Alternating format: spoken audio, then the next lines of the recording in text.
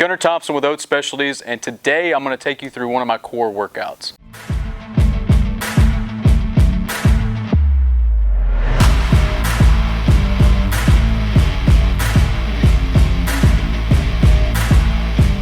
Now I want to preface this with, this is not instructional, so I'm not telling you that you should be doing this or anything like this.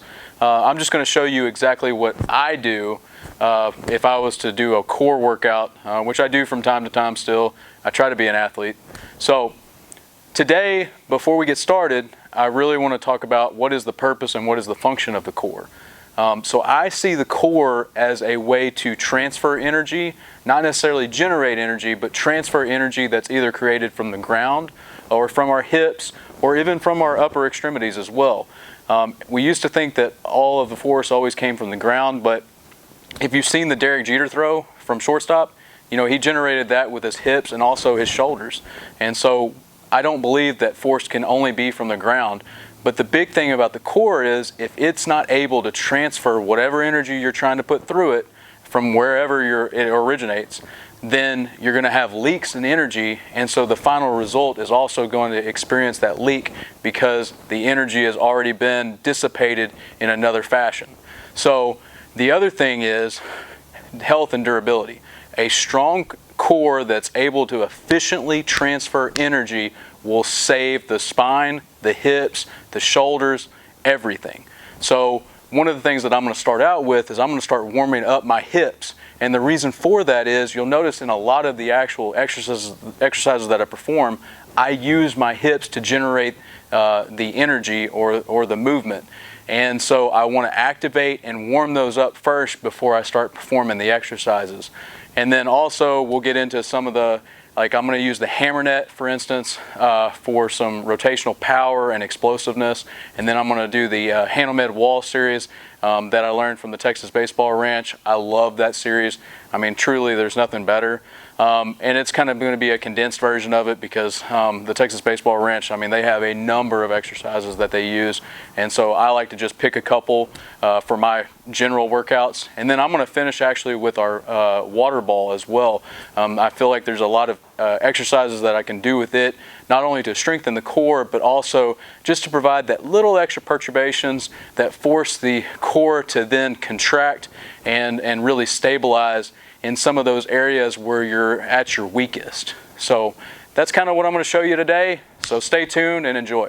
All right, so the first thing that I'm going to do is our thigh bands, and I'm basically going to do some banded walks and maybe some abductors, adductor exercises with them as well. Basically just to activate the hips like I was talking about earlier. So I'm just going to take this, I'm just placing it slightly above the knee, and then I just want to keep tension the whole way through, so I don't let my feet get too close together. And then of course I don't want to be way out here either and just be really inefficient. So I want to get a good athletic stance, and then I'm simply going to be walking forwards and backwards to start off. Again, you know, distance wise, you know, it's kind of whatever you have at your disposal. You know, right now I've got somewhere about 10 to 15 feet. So I'm just going to go forwards and backwards as many times as I feel before I really start to feel kind of a burn in my hips. So I started feeling a burn there, so now I'm going to do side to sides. Same thing, when I come out and come back, I'm not going to let my feet get too close together. So I keep the tension on the whole time.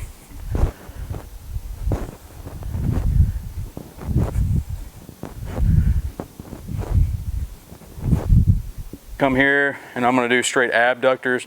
So I'm going to take my legs straight out to the side for a 10 count.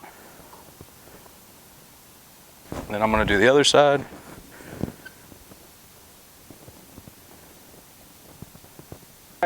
Now I'm going to work a little bit more, trying to stretch out the hip flexors a little bit, and then also get a little activation in my glutes. So I'm going to go straight back. And even though I say I'm going straight back, I'm really kind of going at like a 45-degree angle. And that's because I'm really trying to get a little bit, not just of the gluteus maximus, but also some of the middle or the smaller glute muscles as well.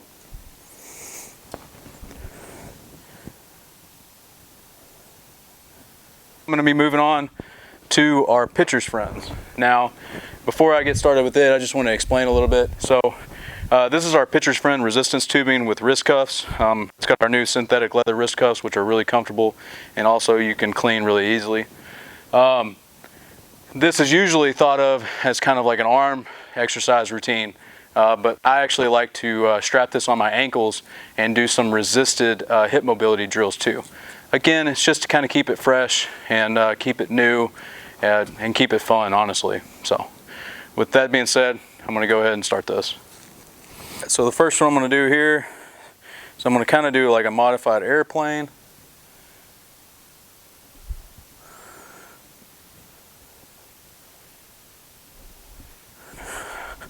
Now I'm going to take this to the side. Again, I'm going to do abductors.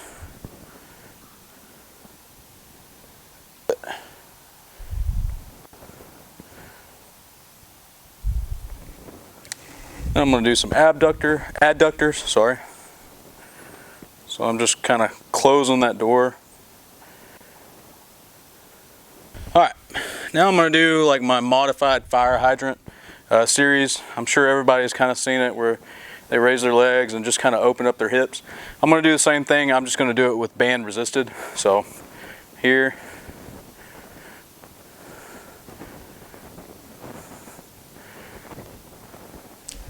Okay, so I opened the door there. Now I'm just going to close the door.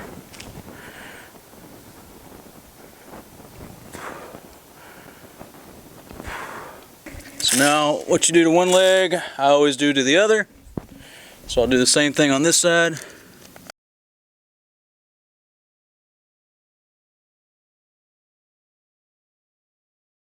I'm using the black resistance of our resistance tubing, which is plenty. I really don't need any heavier than that.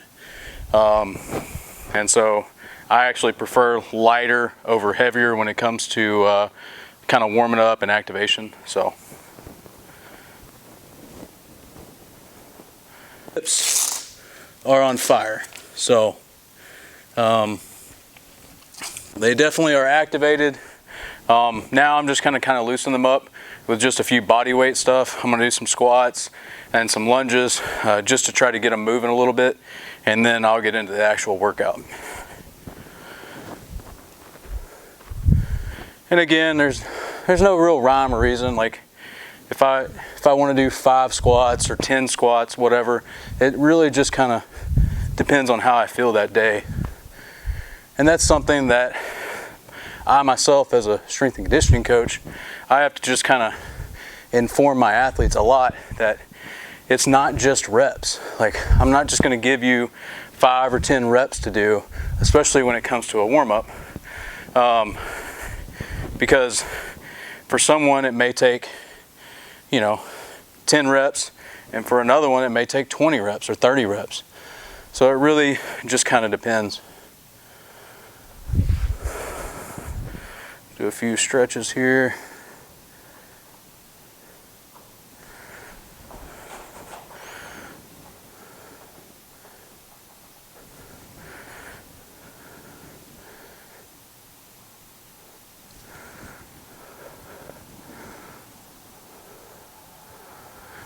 All right, we're ready for the workout.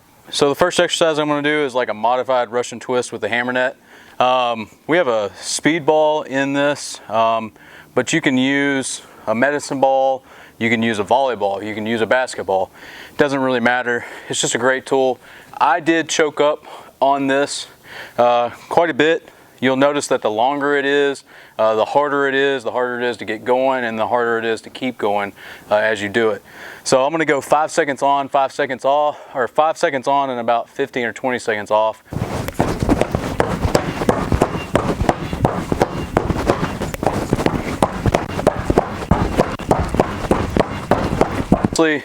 Major core activation. The hips are not necessarily generating the force here. It's really my shoulders, but I am trying to keep my core tight to protect my spine and obviously have a greater transfer as well.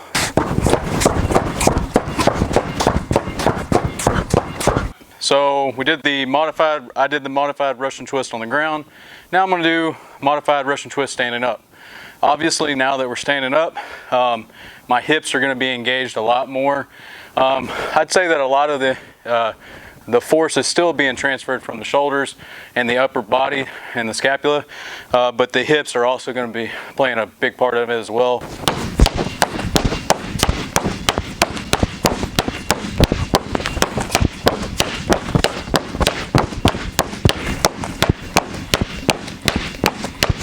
All right, so the third exercise is I'm moving away from the wall and I'm gonna be going overhead and slamming from side to side.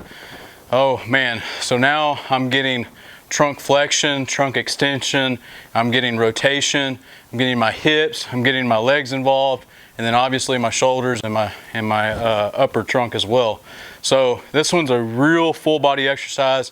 I really like it. I did lengthen the amount of space on the or slack on the rope, and I did that because if you're too short and you hit it, it'll come back and hit you in the face. So just know you need to go ahead and lengthen it if you're going to be doing any type of exercises where you're kind of hitting it on the ground. You want to make sure there's plenty of clearance for that.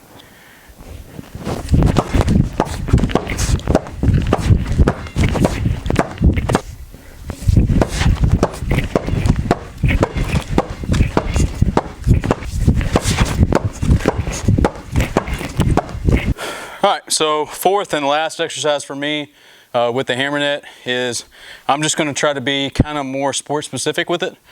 And I'm basically going to take this, I'm going to kind of swing it behind me and then slam it into the wall. This one, you've got to be careful not to hit yourself with the ball coming back. So as you notice, I'm going to kind of hit it and then I'm going to kind of move to the side as well. But again, I'm just trying to get that transfer of energy through the core and try to move it in a way that's as sport specific to baseball, hitting and pitching as I possibly can.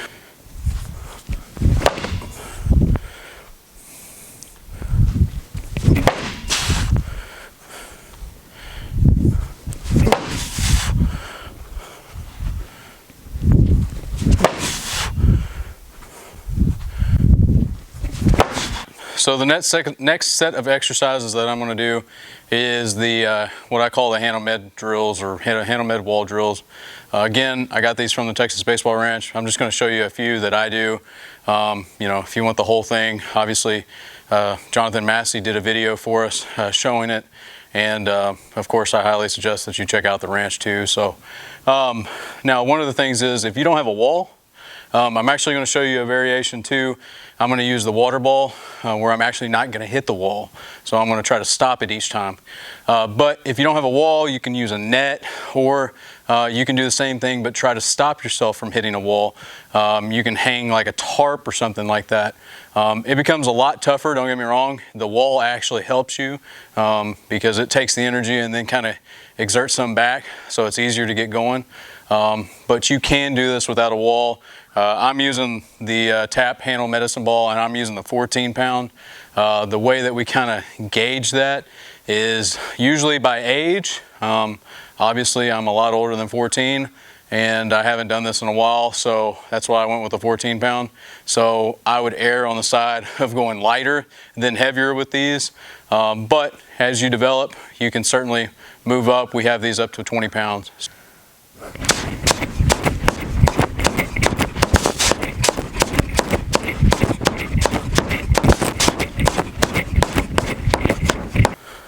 All right, this next exercise, I'm going low to high, and I'm just going to do it on both sides. So I'm going to go 2 times each side.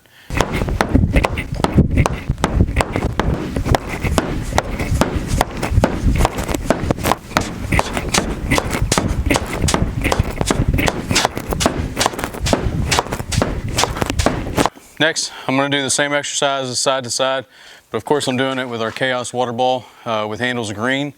It's similar in size, maybe a little bit bigger. And again, I'm going to try to go as hard and as fast as I can, but not hitting the wall. And of course this water shaking in here at the end of those, whenever I try to force it to stop, and it's going to make it a lot harder. So this is a pretty challenging tool to use, but again, it's another variation of it for sure.